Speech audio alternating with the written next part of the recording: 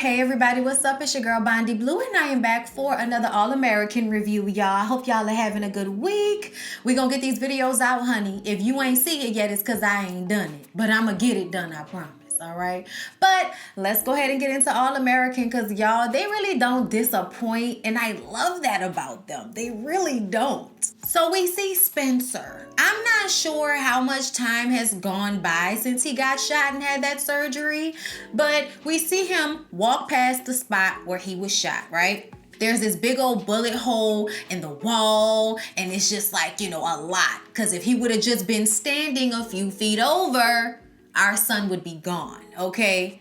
Bro would be dead. And we would have no show. This is about Spencer. I don't care about the other characters. I do. But ultimately, this is about Spencer. Okay, I would have been really upset about that. So he's just like thinking about what would have happened if he would have just been a few feet over. He would have been gone, And he goes to the doctor, and the doctor clears him for physical therapy. So he can start low impact physical therapy. I don't know what Spencer heard, but now he's ready to play football. And the doctor is like, look, bruh, that needs to be the last thing on your mind. You are not ready for that. You are not 100% healed. It has only been a month, okay? So that's how long it's been. Haha, I do know. So yeah, I kind of felt like, oh, we're gonna go down this rabbit hole where he's just gonna be pushing himself until he ultimately hurts himself. We're gonna have to cringe and like, furrow our brows and create wrinkles throughout this entire episode, or however many episodes they're going to go about this storyline of Spencer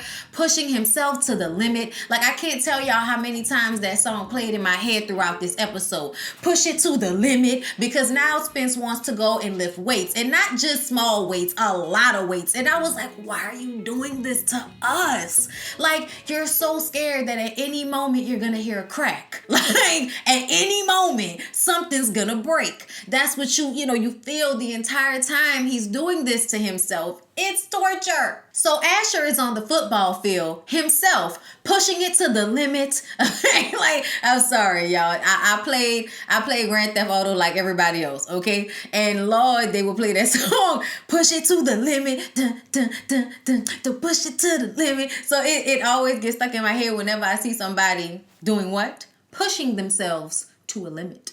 And Asher is doing that. His mom is in the stands and she's paying attention to him, and he's like, he's getting it in. He's annoying his teammates, and he's having a hard time breathing too. And Jordan is like, hey, Asher, you okay? And to deflect from the fact that he's having, trouble breathing, he turns it on JJ and tells JJ he needs to get his shit together. And I'm like, oh, sir, I know we're not going there. Okay, how you gonna take it out on JJ? You the one over here doing the most. It's practice. Just like JJ said, it is practice. Okay, calm down. Spencer comes in because he wants to start practicing again. He wants to get out on the field.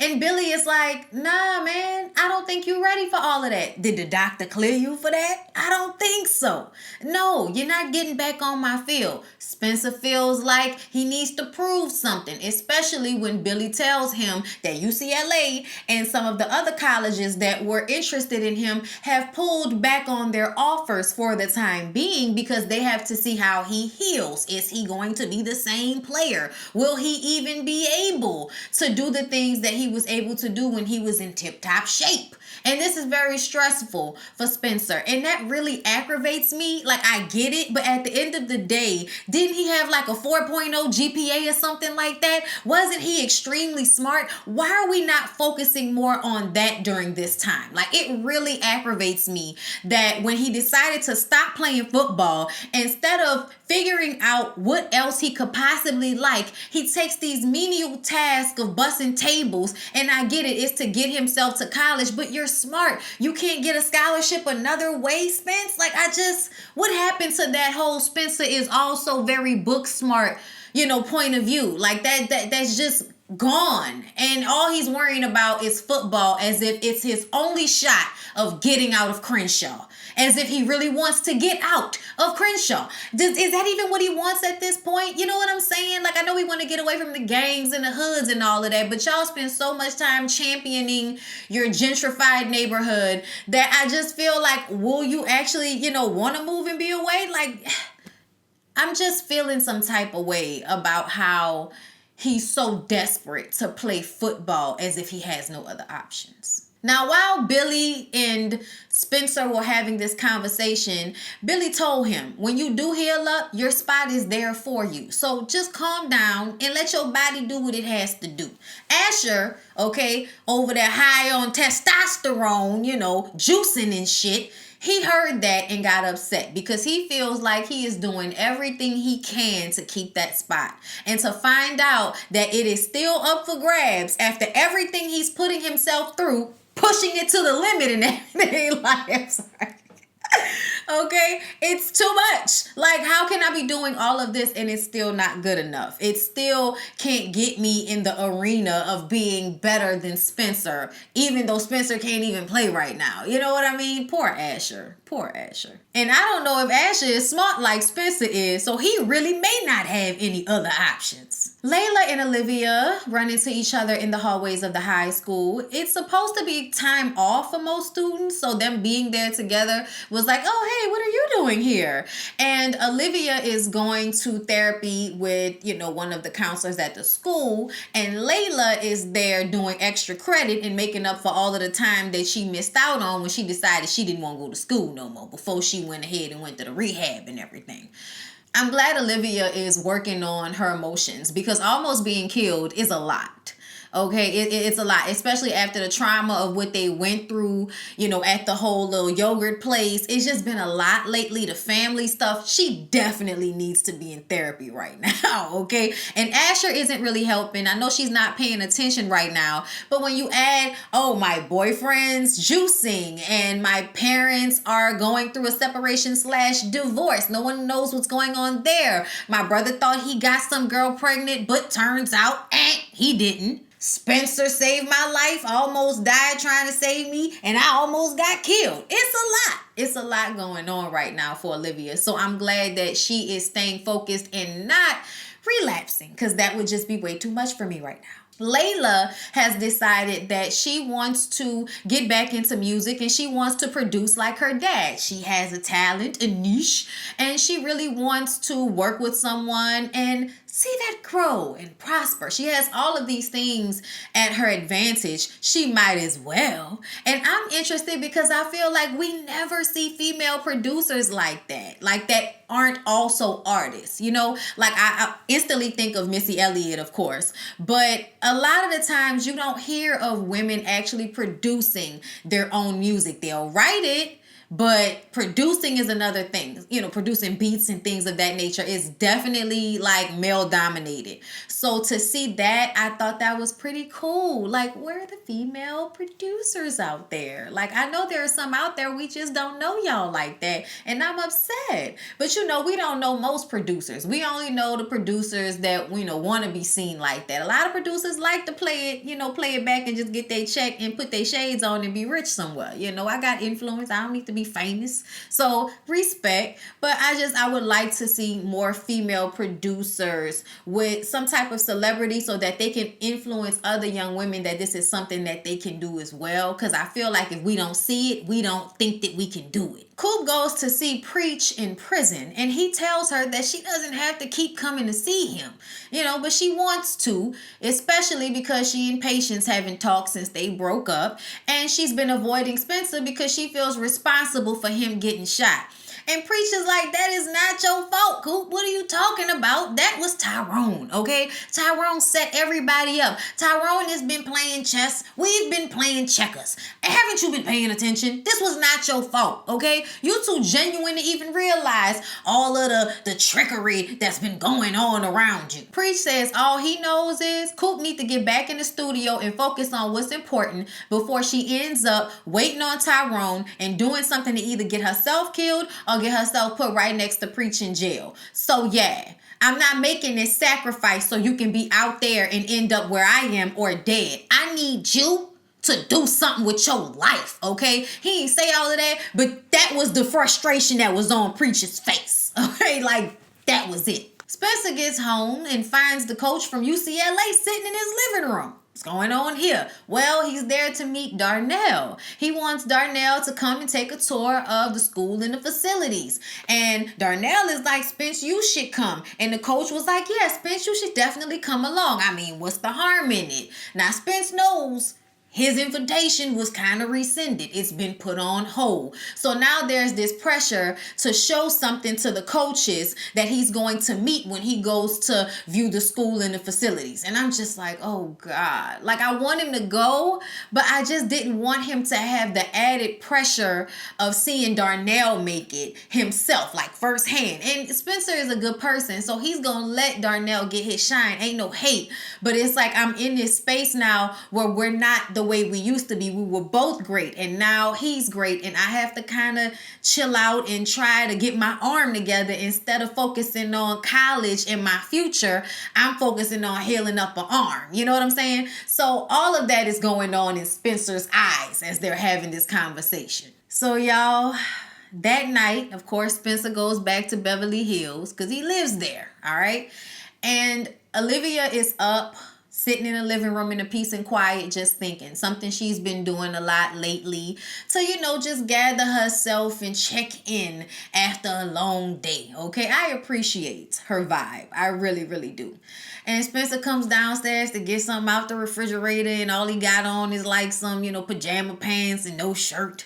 And I'm just saying, put some clothes on. Like, I don't care what nobody's talking about. Maybe it's just because of where I'm at in my life right now. But I was just like, I don't know if I would have been able to focus if I was, not feel some type of way about him walking. I know they got this brother-sister thing going on, but that ain't really what it is. And at the beginning, we thought something was going to happen with Olivia and Spencer. Okay, but that got sidetracked because they thought they were siblings. But we done found out that they not kin in no type of way, all right? They are not brother and sister. So when they have this little moment and she talks about therapy and he talks about how he's feeling about UCLA and how he's going to commit, and he's scared that he's going to lose that opportunity because he's been hurt, and she tells him that there's always a spot on the couch until he heals up, but he gonna be all right. He just gotta give himself some time. That's all anybody's telling Spencer is give yourself some time. It has only been a month, and Spencer just feels like I gotta hurry up. So he's not really hearing them. But they have this moment where they touch hands,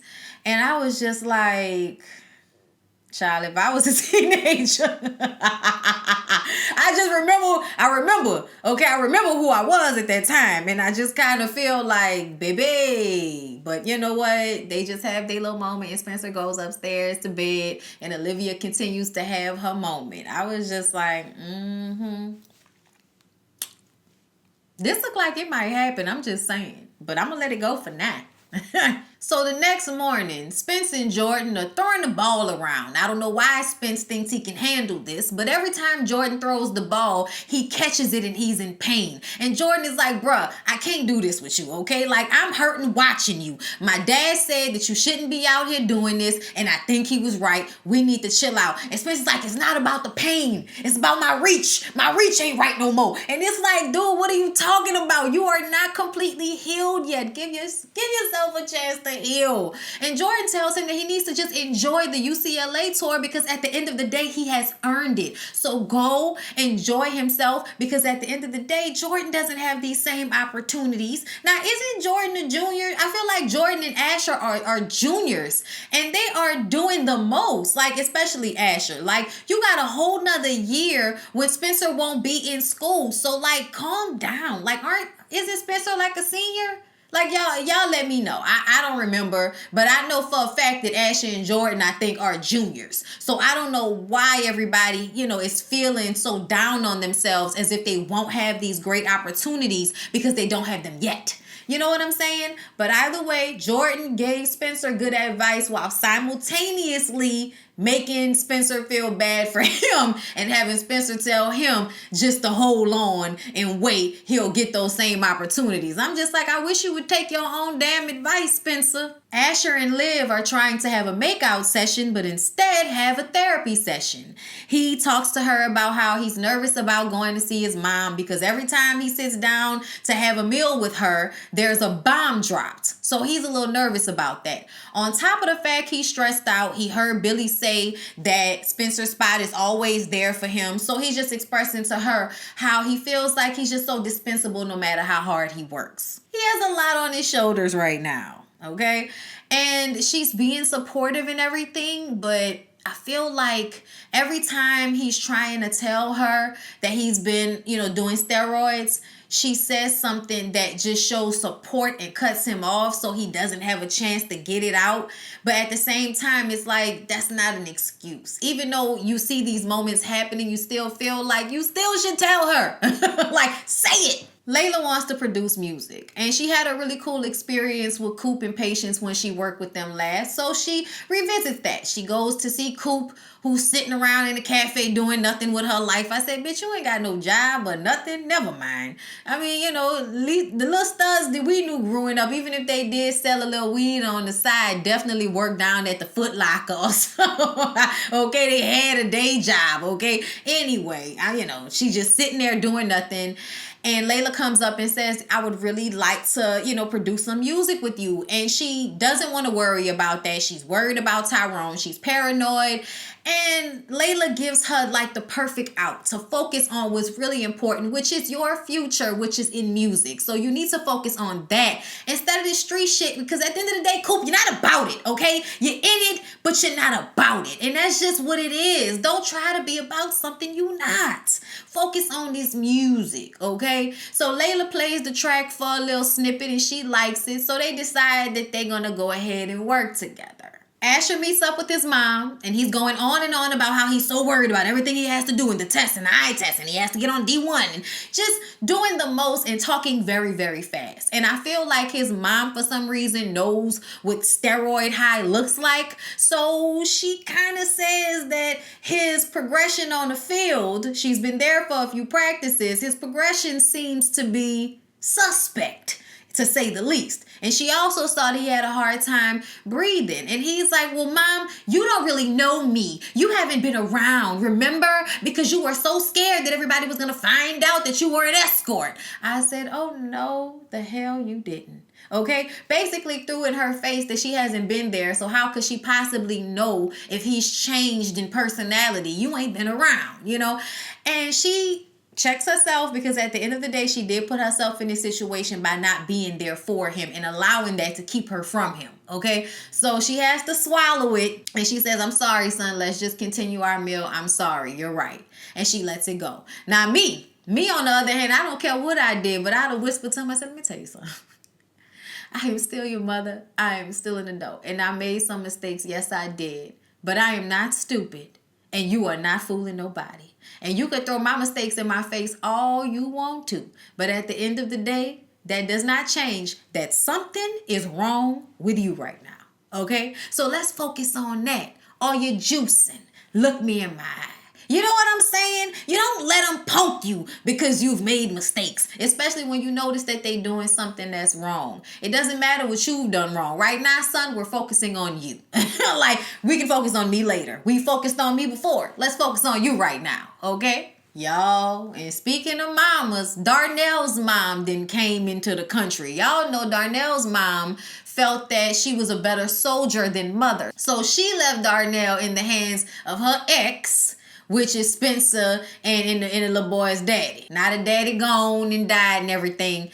And she just not coming back. The funeral didn't happen and everything. And now Renee has decided to grace us with her presence. Now that her son is about to get a full ride to UCLA to play football, she wants him to come back to Germany, okay? She wants him to be with her. She don't know Grace and Spencer and all of them like that, okay? So she wants him to come back, and that's that. Spencer and Jordan come inside because they're supposed to be picking up Darnell so they can go to the tour at UCLA. Darnell says, look, Ma, I hear all of that, but I'm not going back to Germany. I'm going on this tour to UCLA. Okay, and that's what I'm gonna do. Like, I'm not hearing you. And he just walks out. She is astounded at the disrespect, and of course she's going to blame that disrespect on Grace. And it's like, at the end of the day, Mom, you haven't been there for your son during a very hard time in his life, yet you think it's somebody else's fault that he's disrespecting you. Okay. Grace tells Spencer and Jordan, because Darnell had already walked out the door to go get in the car, go ahead, she'll handle it. Renee says, what do you mean you'll handle it? She say, look, this my house, okay? So yeah, I'ma handle it. She sits down with her and she tells her she understands how she feels, how hard it is to let your son go. She had to do the same thing when she let Spencer move to Beverly Hills with Billy and his family so that her son could have a better opportunity. Renee says, well, Spencer still got hurt, didn't he? And Grace said, now, I done gave you a couple of passes, but you ain't gonna get too many more of them. Do you understand me? Like, don't try me. Don't try me, okay? And she says, what I mean is we can only protect our children when they're with us, okay? There was nothing you could do to stop what happening to him. Grace tells her that she needs to let Darnell have a say in his own future. Point blank to the period. And I agree with that. Meanwhile, they're doing a tour and Spencer is being Darnell's voice of reason and telling him how hard this must be for his mom. Like she don't know them. And yes, she's been gone and he does want Darnell to stay, but he does understand how Renee feels. And I'm like, Spencer, you better than me because that mama was working on my nerves. I was like, oh, somebody come get her. The coach at UCLA, hey, can we focus on what we doing out here? Y'all seem like y'all could have came another day or something. It's like, hold up, slow your roll, coach. We're just having a conversation. We can look and talk at the same time. Calm down. Anyway, all right, they toured the facilities. They put on the UCLA football, gear and all of that. They're having a great time. Darnell decides to go in and accept the offer from UCLA. It goes great for him. We see Spence go in and accept his offer, and then we don't see the rest of the conversation. So throughout the episode, for the rest of the episode, we have no idea if UCLA rescinded, accepted. We don't know what happened. Coop and Layla go to the studio so that they can work on this music. And as they're walking down the hallway, Coop hears Patience's voice. She know her old lady voice. It ain't been that long, okay? So she walks into the studio and sees that Patience is in there recording. And Patience sees her and she stops and look at her. They look at each other. And now Coop can't perform. She runs out on Layla. I say, Coop, if you don't stop with this foolishness and go in there and put that music out and get your emotions out, girl, go write some music about this. All right, like I can't stand her always stopping her shine and her opportunities because she's going through something. We're all going through something, honey. Get out there and make that music. Coop goes to see Spencer at his job bussing tables. And he like, where you been, bro? Like, I miss my best friend. I ain't talked to you in I don't know how long. And she like, man, I know. Okay, she tells him that she feels responsible for him getting shot. And of course, Spencer says this is not on her. This is on Tyrone. And Spencer also stepped to Tyrone on some real shit and told him, look, and we need to be about it, we can, okay? He told him. He put himself in the middle of this situation. So at the end of the day, like, Coop, please stop being a martyr and get your life. Get your life. Get your life. Spencer says after everything that happened to him, what he realizes, you can't be out here wasting your talent. So she needs to go back in the studio and work on hers. So y'all, Spencer is at the gym and he asks Asher for a spot. And y'all, he's lifting way too many weights and I'm cringing throughout this entire scene. Asher is about to tell him about something that he could use in order to accelerate the healing process.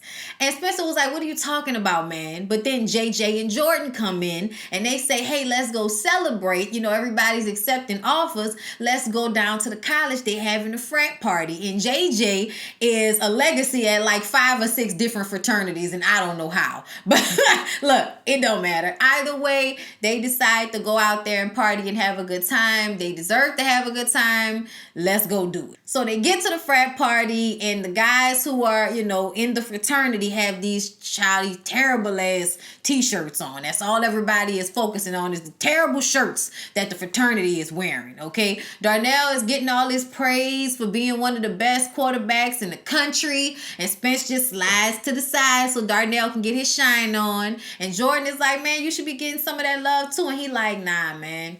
this Darnell time, I'm gonna let him go ahead and have that. Asher is at the party wanting to arm wrestle everybody, and I'm just like, boy, what the heck? If you don't calm down, okay? Spencer asked him, like, what's going on with you, bro? You acting kind of crazy. I see you drinking, but nah, this feel like something else, bro. What you was talking about when we was lifting weights, talking about something that can accelerate the healing process. What you was talking about, bro? You been doing steroids, Asher. Like, he deduced all of this as this, like, in these moments, I'm like, oh, you didn't finally figured it out. It's all coming to you at the same time. Okay, Spence. Of course, Asher gets defensive and denies it and says, what you trying to say? The only reason that I'm doing good is because I gotta do steroids in order to be as good as you, doing all of that. And of course, Spencer's like, nah, man, I'm just saying, I'm noticing some things. That's it. Asher spazzing out, whatever. Patience rolls up on Coop while she's at the cafe writing some music. And she wants to talk to her. She wants them to be friends. And Coop says, maybe it'll happen one day, someday. But the way she said it, it almost seemed like she was kind of writing Patience off. So Patience turns around and walk away. And Coop is like, so, what you was working on in the studio and how was the session? And they start talking. And Patience is like, I was kind of scared the whole time. It's like I feel like somebody's going to come in and tell me that I shouldn't be there, or I'm a fraud, or I don't sound as good as they thought I did. She's worried about her confidence as far as singing, and I understand what that feeling is. I really, really do. And Coop says she has no reason to feel like that. Just get up there and do what she got to do. So y'all, back at the party, Asher is wilding, okay? And he gets into it with the frat boys, and the frat boys and, the homeboys, they all facing each other like, what's up with the ugly shirts and shit. And then JJ walks up like, whoa, what's going on? And frat guy is like, you should get your friend because he's doing the most. It's time to get these high school kids out of here. He's all upset and everything. And JJ is like, well, I'm going to be on my boy side. Hell, I'm a legacy at 5 other different fraternities, man. Psh, we can be out, all right? And it was just like that. And it was this little funny moment. I thought they was about to have a dance off. But I'm glad nobody got into, a physical altercation. And I like how everybody came and had Asher's back, even though he was in there aggravating the shit out of everybody, okay? I'll arm wrestle everybody in here. Like, sit your ass down. Doing the most. So the boys are late, right? And Renee and Grace are back at Grace's house, and Renee is so upset. Is this what my son is doing? Is this what you allow them to do? And Grace is like, whoa, slow your roll. They have never missed curfew before. This is the first time this has ever happened, okay? But I'm going to need for you to remember that this is my house, okay? Because she like mad disrespectful. Like, calm your ass down. Man, I was taking care of your son. Where was you? Asher goes to see Olivia, okay? Jordan and JJ dropped him off. They said his ass needed to cool off and go have a therapy session with his old lady because he was doing the most, okay? And they talk, and he say he's feeling a lot of pressure and he's not handling it well. And this was another time where I felt like he almost told her that he was doing steroids. But, she hugs him and makes him feel better, and he just doesn't want to disappoint her. Plus, she's having a hard time with her own sobriety, so he doesn't want to like get in the way of all of that. He just wants to be a good influence on her the way he was at the beginning, I believe, and her finding out that he's doing steroids would not be that. So yeah, he didn't say anything. Darnell and Spence circle the block where he got shot, and Darnell tells him that his future is so bright and that's why he got out of that the way he did, and he's gonna play again. Spence tells him the offer from UCLA is on hold until his arm heals, and Darnell says, well, then I won't commit either. And Spence is like, nah, man, it's a good team and you need to do that. Like, I'm happy for you. I don't want you to do that. Darnell says at the end of the day, this game is all about heart, man, and ain't no bullet take your heart, all right? So you gonna get out there and you're gonna make it happen regardless. I love the brotherhood. Don't y'all love me? Like, I ain't gonna, they cute and everything, but I love the support, So when they get home, Renee and Grace are pissed, okay? I don't know what made you think that you could disrespect me and come in my house at any hour. I didn't ask you for an answer to my question. I want to hear your voice. Be quiet. Okay, you know how your mama do. Okay, ask you to answer something and tell you to shut up. She ain't ask you to answer nothing. Like, yeah, all of that type of stuff going on. Okay, and at first Renee thought she was gonna handle it, but Grace was like, this my house. I got this. Okay, and then she realized that Grace wasn't to play with. Grace was like, now explain to me, because I want to understand something. Where the hell was y'all and why the hell y'all coming in here late? Okay, and they explain what happened about how Darnell got into UCLA and it was one of the biggest moments of his entire life and he just wanted to celebrate that. And then Spence says that they got his offer on hold. And then Grace is like, oh, baby. You know what I'm saying? Like, happy for Darnell, sad for her own son. And Darnell is like, but you know, we gonna be there to support you through all of this, Spence. Like, they gonna help him through his, you know, therapy and make sure that he is doing what he's supposed to do. And the mom sees the little family unit they've created since he's been living there, right? So that gives her a view of what's really going on. Also, she noticed something about Spence. We're going to talk about that later. But she tells Darnell that she'll talk to him the next morning about, you know, what then went down, all right? Now, the next morning, I don't know what happened overnight, but her whole mood changed. She admits to him that she wasn't always the best mom and she wishes that she could have, you know, a do-over, but she doesn't want to do that at the expense of his future. So she is proud of him, she loves him, and she supports him going to UCLA. So thank God. Before Renee leaves town, she goes to Grace and she says, you know, back when I was in the service, I knew a guy, he gotten hurt. And, you know, he was on his way to recovery and the doctor kept telling him that he needed to wait, but he rushed back to work and he ended up hurting himself even more. And the look that was in his eyes, I saw it in Spencer's eyes last night. So be on the lookout. Meanwhile, Spencer's in the gym going hard, pushing it to the limit.